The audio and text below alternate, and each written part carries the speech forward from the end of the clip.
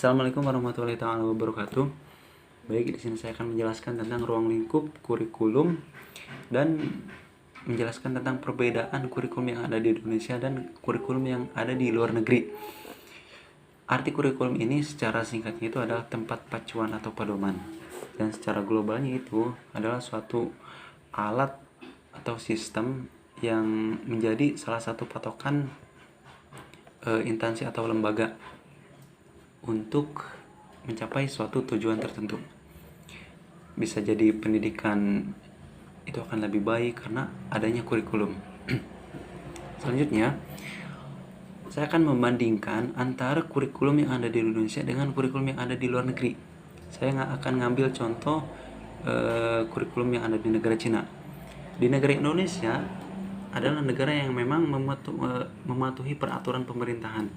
Ya, jadi kurikulum yang ada di Indonesia ini selalu menaati aturan yang ada di pemerintah. Contoh, ketika kita ganti kurikulum KTSP, ya mayoritas kita menggunakan KTSP. Ketika ganti lagi Kurtilas, ya mayoritas ganti Kurtilas. Dan sekarang sudah ganti lagi, yaitu namanya kurikulum Merdeka. Ya mayoritas juga semua lembaga itu mengikuti aturan pemerintah, harus menggunakan kurikulum Merdeka. Namun pada kenyataannya mungkin ada beberapa instansi atau lembaga pendidikan yang tidak menggunakan kurikulum Merdeka, ya karena mereka tahu kondisi siswa tersebut ini memang tidak usah ada kurikulum Merdeka misalnya, karena kami tahu metode atau cara yang bagus daripada kurikulum Merdeka ini, gitu ya.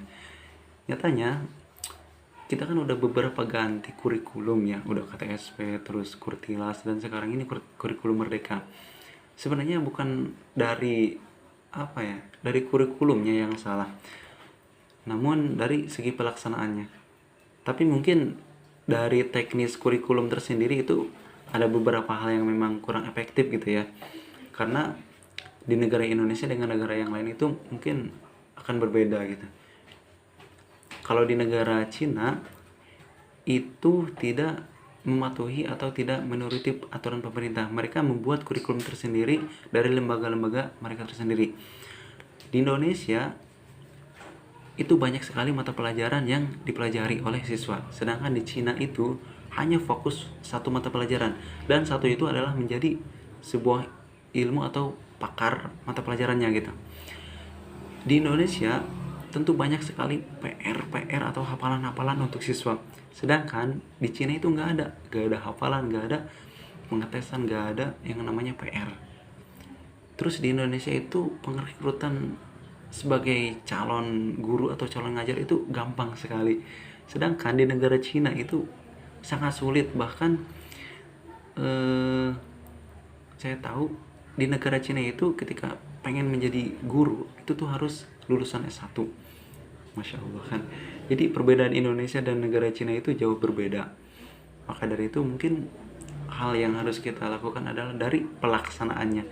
Kalau memang kurikulum Merdeka ini adalah kurikulum yang memang bagus, maka pelaksanaannya itu juga harus bagus. Tapi kalau misalnya emang pelaksanaannya kurang, terus apalagi dari teknis kurikulumnya itu kurang, ya maka